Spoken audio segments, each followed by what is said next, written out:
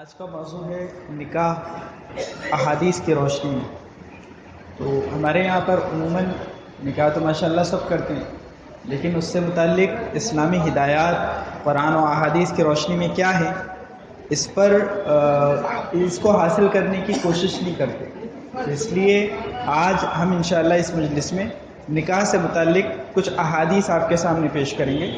ہم نے 40 حدیثیں خاص نکاح سے متعلق الگ جمع کی ہیں، اس لیے کہ نکاح جو 40 حدیثوں کے متعلق اللہ کے نبی صلی اللہ علیہ وسلم نے خاص بشارت دی ہے کہ جو آدمی 40 حدیثیں محفوظ کرے اور پھر امت تک پہنچائے تو اس کے لیے مختلف روایات میں مختلف بشارتیں آئی ہیں۔ ایک مشہور حدیث ہے جو مختلف طرق میں مختلف الفاظ سے وارد ہوئی ہے کہ آپ صلی اللہ علیہ وسلم نے ارشاد فرمایا، جس نے 40 حدیثیں میری امت تک پہنچائیں اس سے قیامت کے دن کہا جائے گا کہ جس دروازے سے چاہے جنت میں داخل ہو جائے۔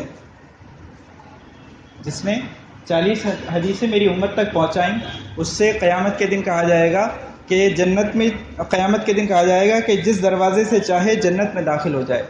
تو بڑا آسان سا نسخہ ہے، یعنی اس کے لیے جنت کے 8 دروازے کھول دیے جائیں گے۔ ایک روایت میں ہے کہ جس نے 40 حدیثیں میری امت تک پہنچائیں قیامت کے دن میں اس کی شفاعت کرنے والا اور گواہ ہوں گا۔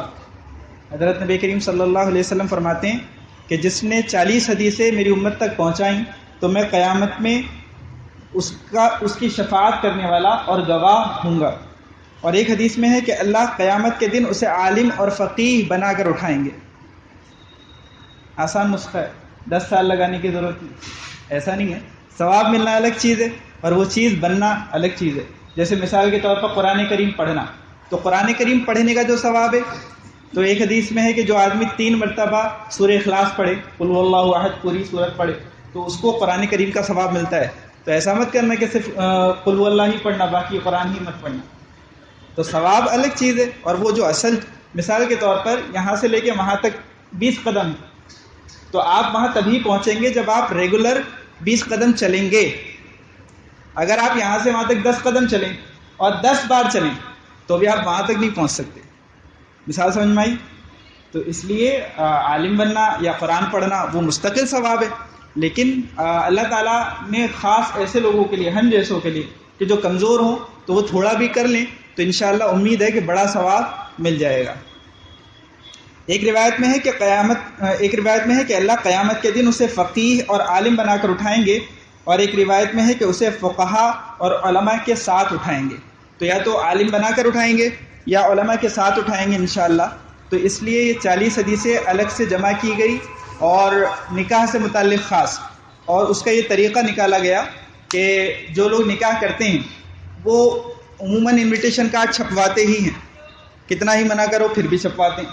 پہلے وہ سادہ ایک کاغذ کا ہوتا تھا، اب ماشاءاللہ ہوتا ہے وہ 100 150 روپے کا ایک انویٹیشن کارڈ چھپواتے ہیں لوگ۔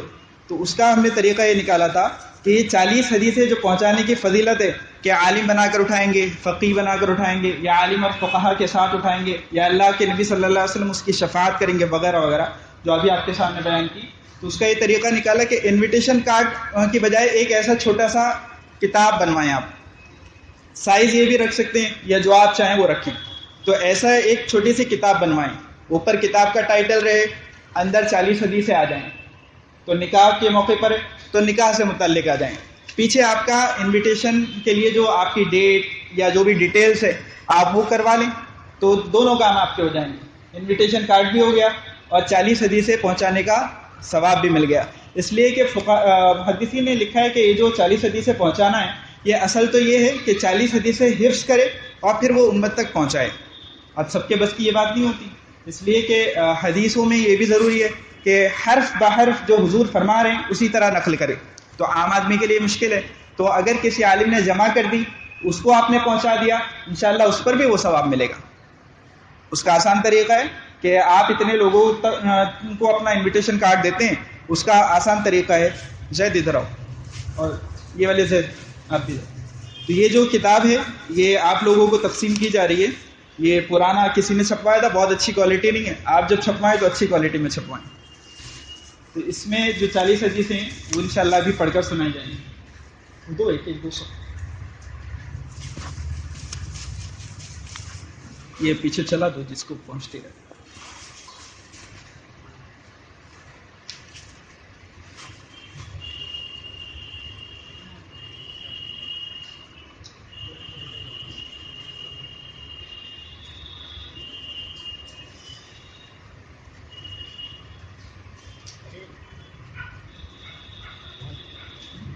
اگر کوئی لینا چاہے تو ایک سے زیادہ بھی لے سکتا ہے، یعنی اگر کسی کو پہنچانے کے لیے لینا چاہتا ہے تو لے لے. یہ ہدیہ ہے. یہ کسی نے چھپائی ہے.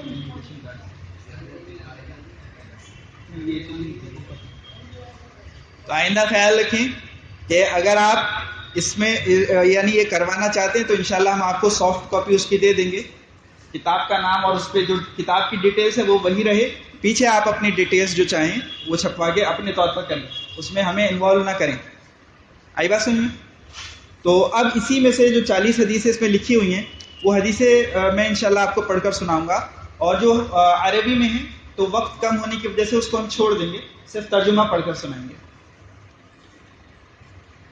پہلی حدیث حضرت عبداللہ بن مسعود رضی اللہ عنہ سے روایت ہے، رسول اللہ صلی اللہ علیہ وسلم نے ارشاد فرمایا کہ بدنگاہی شیطان کے زہریلے تیروں میں سے ایک تیر ہے، جس نے اس کو غیر محرم سے بچایا تو اسے ایمان کی ایسی حلاوت نصیب کروں گا جسے وہ اپنے قلب میں محسوس کرے گا.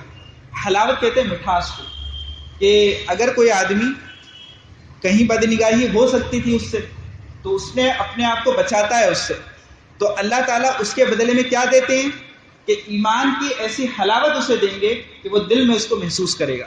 اور علماء نے ایک بات اور ارشاد فرمائی ہے کہ جب اللہ تعالیٰ کوئی چیز دیتے ہیں تو پھر اس کو چھینتے ہیں. آئی بات سن؟ تو اس لیے اور شیطان کے زہریلے تیروں میں سے ایک تیر ہے. اس کا مطلب یہ ہے کہ پہلے زمانے میں جب تیر اندازی ہوتی تھی تو تیر مارا جاتا تھا سامنے والے کو، دشمن کو، تو اس میں کبھی وہ بچ بھی جاتا تھا. تو اس کا طریقہ پھر یہ نکالا تھا کہ زہر میں ڈبو کر تیر رکھے جاتے تھے کہ جب وہ تیر چلایا جائے گا اور اس کو ایک خروش بھی آ گئی تو وہ زہر سے مر جائے گا. تو زہریلے تیروں میں سے ایک تیر ہے. اس کا مطلب یہ ہوا کہ اتنی سخت چیز ہے کہ ذرا بھی نگاہ پڑی آپ کی کسی کے اوپر تو جیسے وہ بھی مر جاتا ہے، تو یہاں پر بھی آپ پر ایمان کا ایک سخت مرحلہ آئے گا. تو اس کا مطلب ہے کہ شیطان کے زہریلے تیروں میں سے ایک تیر ہے. حدیث نمبر 2 حضرت عبداللہ رضی اللہ عنہ سے روایت ہے، رسول اللہ صلی اللہ علیہ وسلم نے ارشاد فرمایا، اے نوجوانوں کی جماعت، تم میں سے جو نکاح کی استطاعت رکھتا ہو وہ نکاح کر لے، کیونکہ یہ عمل نگاہ کو بہت جھکا دیتا ہے اور شرمگاہ کی بہت حفاظت کرتا ہے. اور تم میں سے جو نکاح کی استطاعت نہ رکھتا ہو اس کو چاہیے کہ روزے رکھے، کیونکہ اس کے لیے روزے رکھنا شہوتوں کو توڑنے والا ہے. تو جو نکاح کی ضرورت بھی محسوس کرتے ہیں اور اس کی استطاعت بھی رکھتے ہیں، یعنی بیوی کے حقوق جو بھی اس پر واجب ہوتے ہیں تو وہ ادا کر سکتا ہے وہ، تو اسے نکاح کر لینا چاہیے. اور اگر کسی اور وجہ سے ابھی نکاح نہیں کر پا رہا تو اسے چاہیے کہ زیادہ سے زیادہ نفلی روزے رکھے تاکہ اس کی شہوت ٹوٹے اور وہ کسی گناہ میں مبتلا نہ ہو جائے. نمبر 3 حضرت عائشہ رضی اللہ عنہا سے روایت ہے، رسول اللہ صلی اللہ علیہ وسلم نے ارشاد فرمایا، نکاح میری سنت ہے، پس جو میری سنت پر عمل نہ کرے وہ مجھ سے نہیں. تم نکاح کرو کیونکہ قیامت کے دن میں تمہاری کثرت اولاد پر دوسری امتوں پر فخر کروں گا. اس لیے کہ جب نکاح کریں گے، اسلام میں اولاد کے وجود میں آنے کا صرف ایک ذریعہ ہے، وہ ہے نکاح. تو جب نکاح کریں گے اس سے اولاد پیدا ہوگی تو امت کی جو کاؤنٹنگ ہوگی وہ زیادہ ہوگی. تو اللہ کے نبی صلی اللہ علیہ وسلم نے فرمایا، قیامت میں اس بات پر فخر کروں گا کہ دوسری امتوں کے مقابلے میں میری امت زیادہ ہے. اس لیے اولاد کو پیدا ہونے سے روکنے کی کوئی بھی تدبیر کرنا، کوئی بھی، چاہے وہ ابارشن وغیرہ ہو یا اس سے پہلے جو کچھ کیا جاتا ہے، وہ سب ناجائز اور حرام ہے. حدیث نمبر 4 حضرت ابو ایوب رضی اللہ عنہ سے روایت ہے، رسول اللہ صلی اللہ علیہ وسلم نے ارشاد فرمایا، 4 چیزیں انبیاء کی سنتیں ہیں. ایک حیا یعنی شرم، دوسرا خوشبو، تیسرا مسواک اور چوتھا نکاح. یعنی یہ چیز صرف حضرت نبی کریم صلی اللہ علیہ وسلم کی نہیں، پہلے جتنے انبیاء گزرے ہیں ان لوگوں کی بھی یہ 4 چیزیں خاص پسندیدہ چیزیں تھیں. ان کا یہ طریقہ اور سنت تھی. ایک تو حیا بہت کرتے تھے. حضرت نبی کریم صلی اللہ علیہ وسلم کے بارے میں آتا ہے کہ حضور اکثر کسی کو آنکھ بھر کے دیکھتے نہیں تھے شرم کی وجہ سے. بعض صحابہ کہتے ہیں کہ میں نے دیکھا کہ حضور اتنے شرمیلے تھے کہ کماری لڑکی سے زیادہ شرم کرتے تھے. اور دوسرا خوشبو، جو بھی جائز فریگرنس ہو، چاہے عطر ہو جس کو آپ عطر کہتے ہو، تو چاہے عطر ہو چاہے کوئی دوسرا سینٹ وغیرہ ہو جس میں کوئی ناجائز چیز نہ ملی ہو، اس کا استعمال بھی جائز ہے. بلکہ احسن الفتاوی میں حضرت مفتی رشید احمد لدھیانوی نے لکھا ہے کہ آج کل جو سینٹ استعمال ہوتے ہیں اس میں جو الکوہل ہوتا ہے وہ بھی ناپاک نہیں ہوتا، اس کو بھی استعمال کر سکتے ہیں. ان کی تحقیق ہے. اور نمبر 3 مسواک، اس کو بہت پابندی کرنی چاہیے.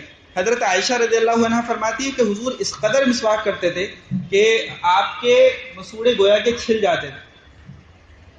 اس لیے مسواک، ایک گھر میں داخل ہوتے تھے تو مسواک، گھر سے باہر نکلتے تھے تو مسواک، کسی سے ملاقات کرتے تھے تو مسواک، ہر وضو میں مسواک، نماز کے وقت میں مسواک. البتہ ہمارے یہاں احناف کے یہاں نماز کے وقت میں مسواک نہیں کرنی چاہیے. شوافی کے یہاں ہے، ہمارے یہاں منع کیا جاتا ہے. اس لیے کہ ہمارے یہاں ایک مسئلہ ہے کہ اگر بدن کے کسی حصے سے خون نکل کر بہہ جائے تو وضو ٹوٹ جائے گا. اور مسواک میں یہ مسئلہ ہوتا ہے کہ جب مسواک کر رہے ہیں اگر آپ کے مسوڑے پہ زور سے لگ گیا تو ممکن ہے کہ خون نکل آئے گا. تو اس لیے ہمارے یہاں نماز کے وقت مسواک کرنے سے مراد یہ ہے کہ وضو کے وقت مسواک کریں. جب تھوکے گا تو پتہ چل جائے گا. آئی بات سمجھ میں؟ حدیث نمبر 5، رسول اللہ صلی اللہ علیہ وسلم نے ارشاد فرمایا جب کوئی بندہ نکاح کر لیتا ہے تو اس کا نصف دین مکمل ہو جاتا ہے، پس اسے باقی نصف دین کے متعلق خدا سے ڈرنا اور اس کا تقوی اختیار کرنا چاہیے. اسی لیے جب آدمی نکاح کیے ہوئے ہو اور کوئی آدمی غیر نکاح کیے ہوئے ہو، یعنی ابھی اس کا نکاح نہیں ہوا ہو، تو اگر وہ کہیں منہ کالا کریں تو ان کی سزا میں بھی فرق ہے. یعنی جس کا بھی نکاح نہیں ہوا اور اس نے ایسا کام کیا اور شرعی عدالت ہے، حاکم ہے شرعی، تو وہ اس کو کوڑے مارے گا. اور اگر وہ شادی شدہ ہے اور شرعی حاکم ہے اور اس کی زنا ثابت ہو جائے تو اس کو صرف کوڑے مار کر کام نہیں چلتا، بلکہ اسے پتھر مار کر ختم کر دیا جاتا ہے. اسے شریعت میں کہتے ہیں رجم. تو شرعی سزا اس کی یہ ہے. تو وہ اسی لیے کہ جب اللہ تعالیٰ نے تمہارا نکاح کروا دیا اور تمہارے پاس اپنی ضرورت پوری کرنے کی ایک جگہ ہے تو آپ نے کہیں اور کیوں بدنگاہی کی، کہیں کیوں منہ مارا؟ تو اس لیے اس کی سزا میں بھی فرق ہے. اور جب نکاح کر لیتے ہیں تو بہت حد تک آدمی ان کی شرمگاہ اور اس کے جذبات قابو میں آ جاتے ہیں. تو اس لیے اللہ کے نبی صلی اللہ علیہ وسلم نے فرمایا کہ آدھا دین اس کا گویا مکمل ہو جاتا ہے.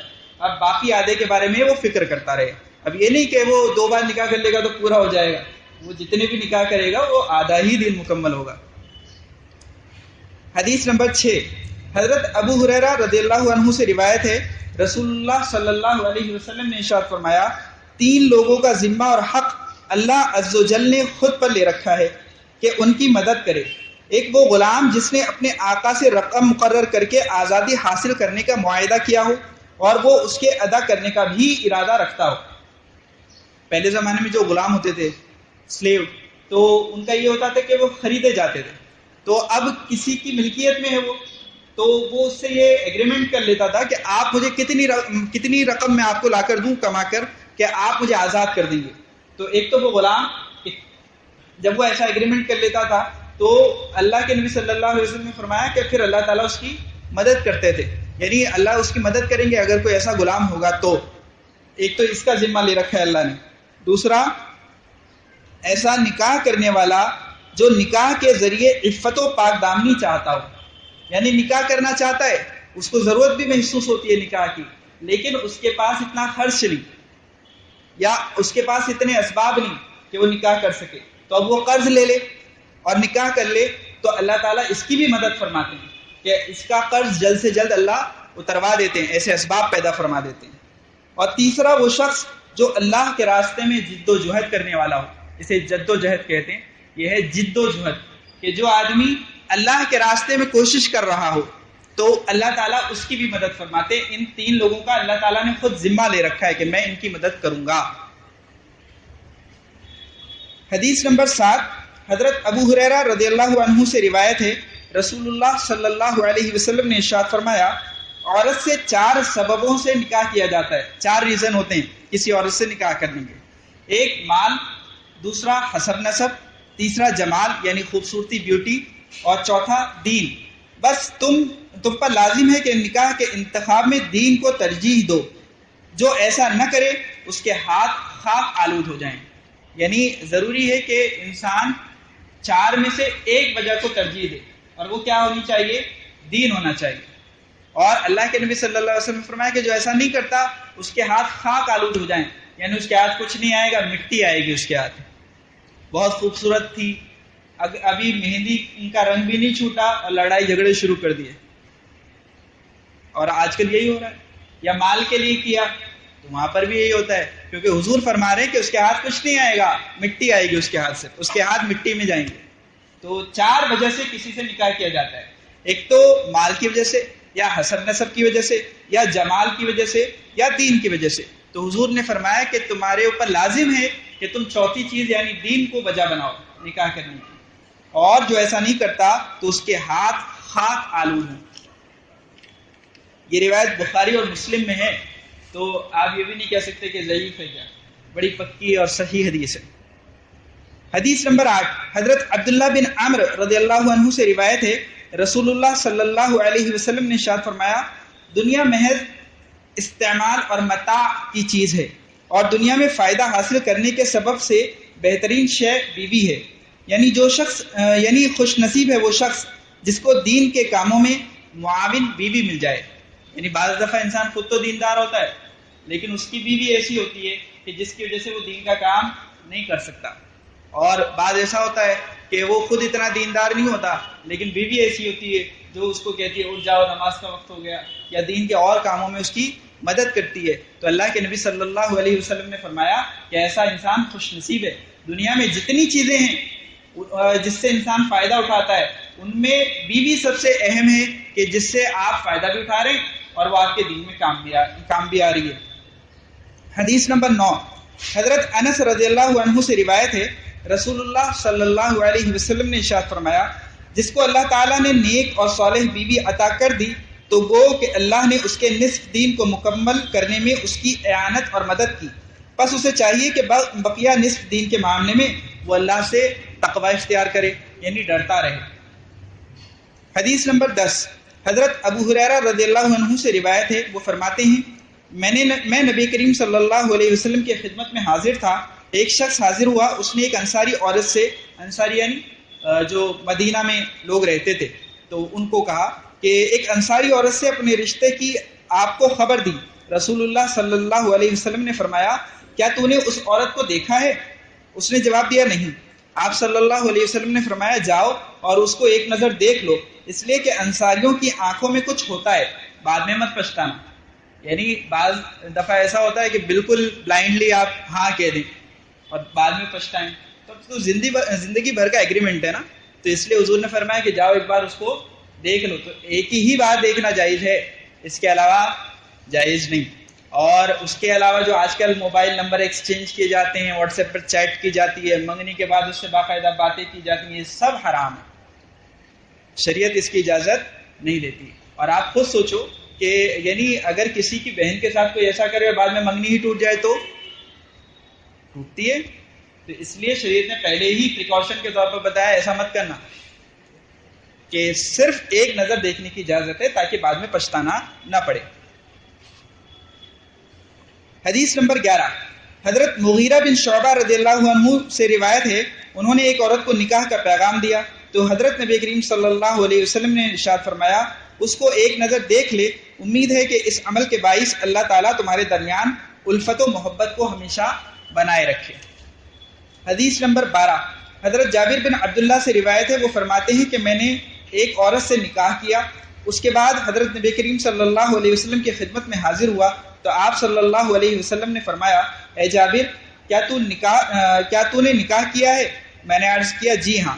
آپ صلی اللہ علیہ وسلم نے فرمایا، کسی کنواری لڑکی سے یا بیوہ سے؟ میں نے عرض کیا، بیوہ سے.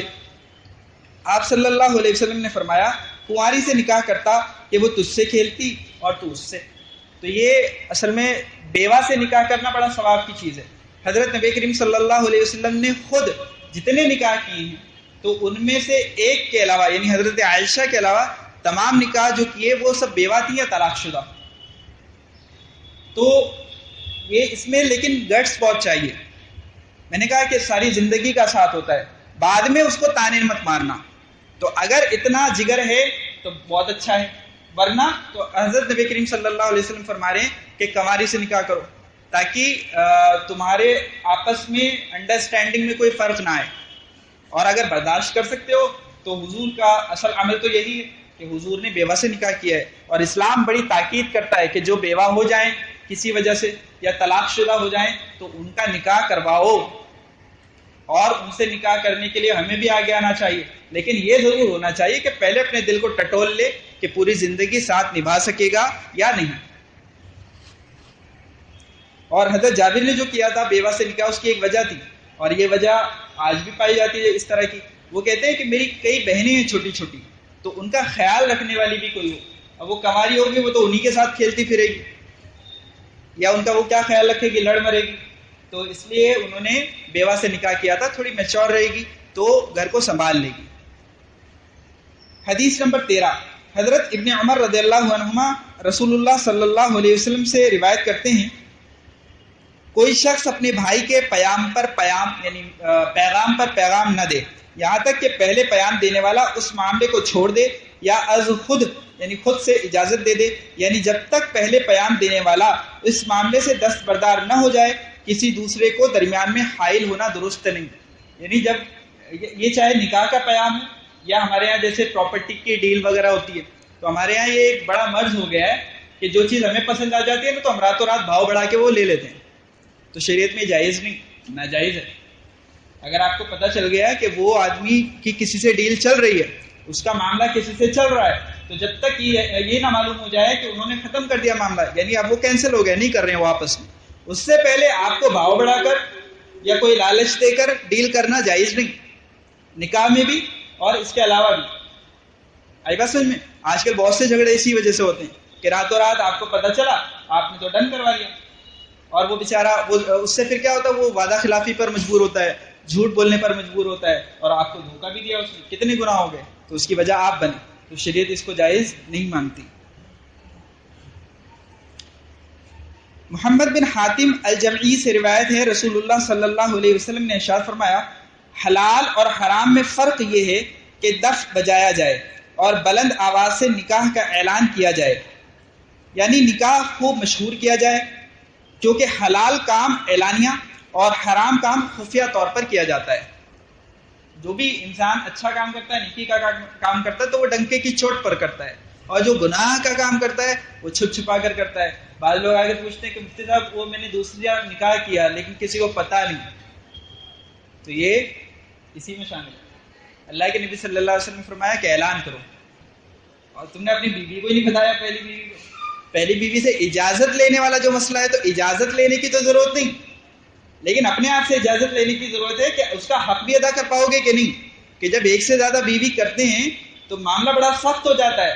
حضرت تھانوی رحمۃ اللہ علیہ کے 2 بیویاں تھیں, اور وہ اس میں اس قدر اہتمام کرتے تھے کہ اگر ایک پپیا لیا تو اسی میں سے بیچ میں سے آدھا کٹوا کے دونوں کے یہاں آدھا آدھا بیچتے تھے. فرماتے تھے کہ اگر برابر وزن کا بھی لے لیا تو اس کی کیا گارنٹی ہے کہ دونوں پھیکے یا دونوں میٹھے نکلیں گے. اللہ کے نبی صلی اللہ علیہ وسلم نے فرمایا کہ کسی کی 2 بیویاں ہوں اور ایک کے ساتھ وہ زیادہ اسپیشل معاملہ کرتا ہے تو قیامت کے دن اس کا بدن ایک طرف کو جھکا ہوا آئے گا.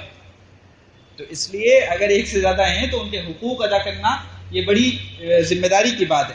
تو بات یہ چل رہی تھی کہ نکاح کا اعلان کا حکم ہے کہ نکاح جب کیا جائے تو اعلان کے ساتھ کیا جائے, جس کی ایک صورت یہ بھی ہے کہ اس پر دف بجایا جائے.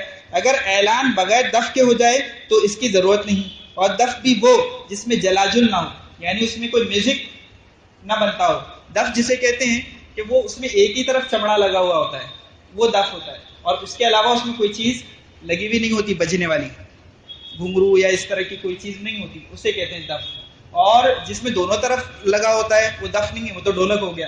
یا اس میں اگر کوئی اور یعنی ایسے بجنے والی چیز لگی ہوئی ہے تو وہ بھی دف نہیں ہے. تو حضور نے اپنے زمانے میں, چونکہ وہ نئے نئے اسلام لائے تھے لوگ اس زمانے میں, اس وقت اس کی اجازت دی تھی البتہ حضرت مفتی سعید احمد پالنپوری فرماتے ہیں کہ دف بجانا ایک طرح کا شور تھا، اس پر ڈھول باجے کو قیاس کرنا کہ آج کل جو باقاعدہ ڈی جے بجائے جاتے ہیں تو یہ قیاس کرنا درست نہیں. اور اب جب کہ مسلمان زمانے جاہلیت والے غلط طریقوں سے دور ہو گئے تو دف بجانے کی اہمیت بھی ختم ہو گئی. اب آپ مسجد میں اعلان کر دیں تو یہ چیز حاصل ہو جاتی ہے. دوسرا طریقہ وہ بتاتے ہیں کہ اب کچھ روشنی کر لینا یا جھنڈیاں لگانا بھی دف کے قائم مقام ہو جاتا ہے. یعنی بہت تو نہیں خرچ کرنا چاہیے، لیکن ہلکی یعنی اور دنوں میں جتنی آپ لائٹنگ استعمال کرتے ہیں اس سے کچھ زیادہ کر لیں، یا سستی بہت خرچ والی نہ ہو، کپڑے کاغذ وغیرہ کی جھنڈیاں جو لگائی جاتی ہیں وہ لگا لیں. یعنی یہ احساس ہو جائے کہ بھائی یہ نکاح ہے فلانے کا، بس اتنا کافی ہے. وہ باقاعدہ ڈی جے وی جے بجانا یہ تو بالکل ناجائز اور حرام ہے. اور جس نکاح میں جتنا کم خرچ کیا جاتا ہے حضور فرماتے ہیں کہ اس میں اتنی زیادہ برکت ہوتی ہے. اور برکت ہمارے نکاحوں میں اس لیے نہیں ہوتی کہ اس میں خرچ بہت ہوتا ہے.